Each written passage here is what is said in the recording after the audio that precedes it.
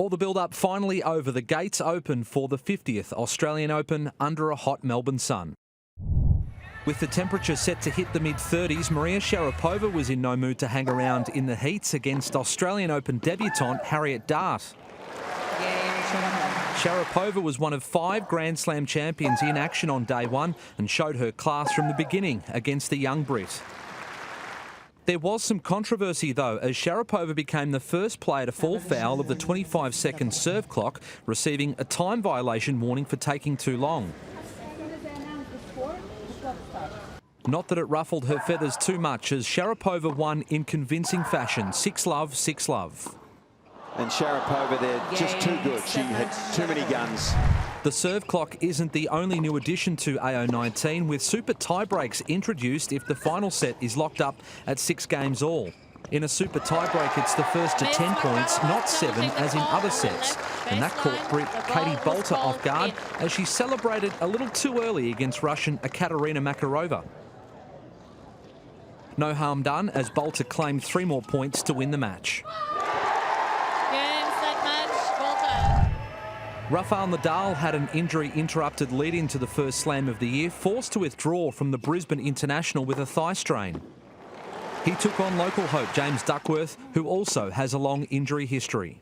While Rafa won in straight sets, Duckworth was able to test out the second seed throughout the match. With his coach Andre Agassi watching on, 20th seed Grigor Dimitrov found the going tough against unranked Serbian Janko Tipsarevic, dropping the first set. But with the 4-time Australian Open champion in his corner, Dimitrov fought back, winning in 4 sets. 2017 US Open champion Sloane Stephens ended a run of 3 Australian Open first-round exits, beating fellow American Taylor Townsend in straight sets. 2016 Oz Open champion Angelique Kerber also comfortably won through without dropping a set. The 2016 champion takes the first step in Melbourne in 2019.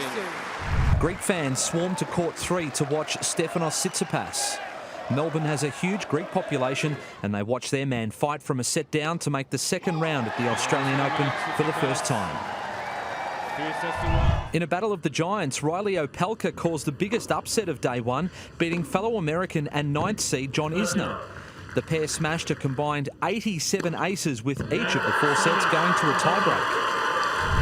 Australia's top-ranked male, Alex de Minaur, was offered a night match but turned it down in the hope the scorching hot conditions he was accustomed to would give him an advantage against Portugal's Pedro Sousa. Seeded for the first time at a slam, the Sydney international champion didn't let the local fans down, winning in straight sets. That's good, and so the Australian #1 goes forward. And if de Minaur wins his next match, he faces a potential third-round clash with Rafael Nadal.